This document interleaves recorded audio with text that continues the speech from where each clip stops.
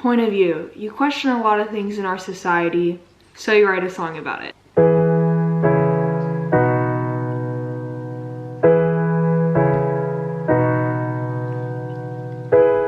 All I did was cry, my eyes never had a night of rest. I put up with the girls that liked the things I didn't like just so I could fit in. I never even asked myself, do you like who you've become? Until it was too late, I found myself in this hole I had dug. Oh, I've been wondering why society is like this all the time. I'll never be good enough for somebody. If everyone loved everybody, well, life would be boring. I'm not gonna change myself to meet someone's praise when I already know my own name.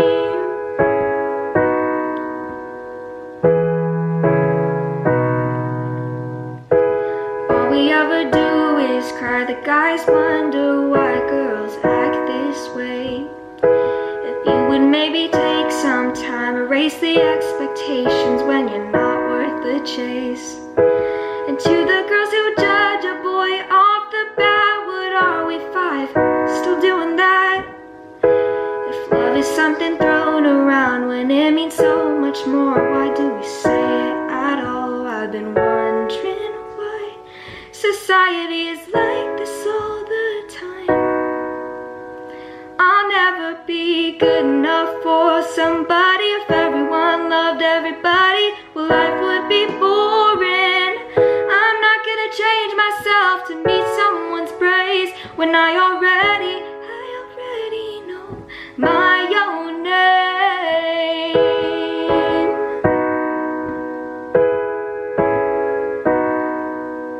Oh, I'll never be good enough for somebody. If everyone loved everybody, well, life would be boring. I'm not gonna change myself to meet someone's praise when I already know my own name. That probably did not sound that good. I never really do this after my videos, but I thought I would just do it today. So I kind of want to explain the lyrics of why I wrote this song. So there's actually a lot of reasons why I wrote the words that I did, and I kind of want to explain them to you so you can get like a better understanding of why I wrote it. So the first paragraph, it says, all I did was cry, my eyes never had a night of rest. Towards the end of freshman year and the beginning of sophomore year, I would literally cry myself to sleep every night. Then it says, I put up with the girls that liked the things I didn't like just so I could fit in. One of the reasons why I quit the cheer team was because there were so many things that were wrong with the program. First off, I don't know if it's gotten better because I don't do cheer anymore on that certain team, but I don't know, there were just a lot of things that I went along with that I wish I never did, and there were a lot of things that I would say that I wish I never said, and just overall, like, my character, like, it even got to this point where I would listen to music that I don't even like and learn all the words just so that I could fit in. As much as that sounds crazy, there are so many people who do the same thing. That's just how controlling we as humans can be, and I feel like we don't even recognize what we're doing to each other. Then it says, never even asked myself, do you like who you've become? I became so lost in this like bubble that I even forgot who I was. I got into so many fights with my mom last year and like my family because I just was acting like somebody that I didn't even know I was becoming. Then it says, until it was too late, I found myself in this hole I had dug. Until it was too late, I found myself in this hole I had dug. I mean, yeah, summer and beginning of sophomore year was the moment where I realized that I needed to cut off a lot of these friends that weren't doing anything good for me except for just make me feel bad about myself. And I would make myself feel smaller to make them feel bigger because either they were jealous of something that I had or just outright cruel. So I definitely had myself in this hole, but luckily I dug myself out of it. And then the chorus, I'll never be good enough for somebody. That's not meant to be said like, I'll never be good enough for somebody, but something that I've learned throughout this whole entire journey with YouTube and creating a platform for myself is not everybody's gonna like me. And it's crazy how in the past, it's crazy how out of thousands of comments that I receive in my videos, one comment that's negative can just alter my day and make me have such a negative point of view on life. And it totally just puts me in this like crappy mood. I think what we all need to start learning and stop telling our kids so young is that everybody's gonna love you and that you need to be like this or else you're not gonna be liked. Not everybody is gonna love everybody. And I said that in the next line. If everyone loved everybody, well, life would be boring. Life would be so boring if we all thought the same way, if we all had the same beliefs, same religious views.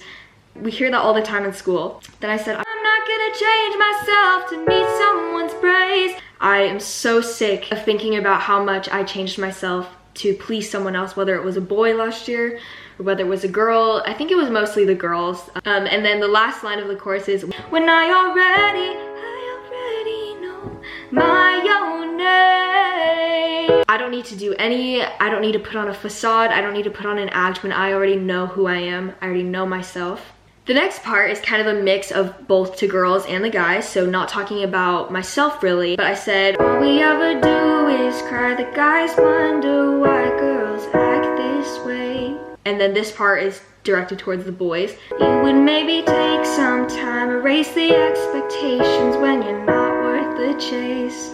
With everything that social media has created, it can be very powerful and it can also be really corruptive and destroying to everybody's like mental health. I feel like guys have this sort of image of what they want girls to be. Life is way too short to be searching for the perfect girl of what you want her to look like when there could literally be one right in front of you and you're just so oblivious because she just doesn't look the way that you want her to. And then the next part is directed to girls, and I'm guilty of this too, I'm just saying. And to the girls who judge a boy off the bat, what are we, 5? Still doing that?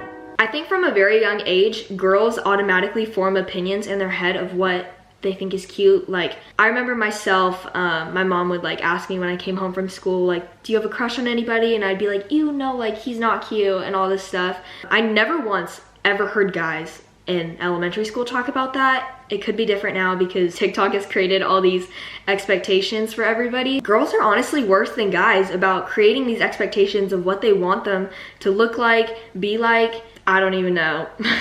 It's crazy. And then the last part is, love is something thrown around when it means so much more. Why do we say it at all? This is my biggest thing. We form all these conclusions and there's all these videos, and you guys probably know what I'm talking about, where they'll post old high school footage videos from like 1989 or 1990s or something, and everybody in the comments on every TikTok is always like, why can't life be like that? Look how happy they were, blah, blah, blah, blah, blah. And most of them had to do with relationships. But the thing is, we throw around the word love like there's no tomorrow. We throw it around. We don't even think before we say it because it's just something that we say so often that it's basically lost its meaning because people don't actually mean it, just use it as a word.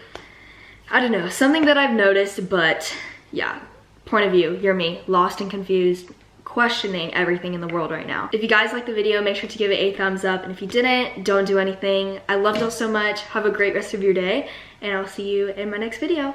Ciao.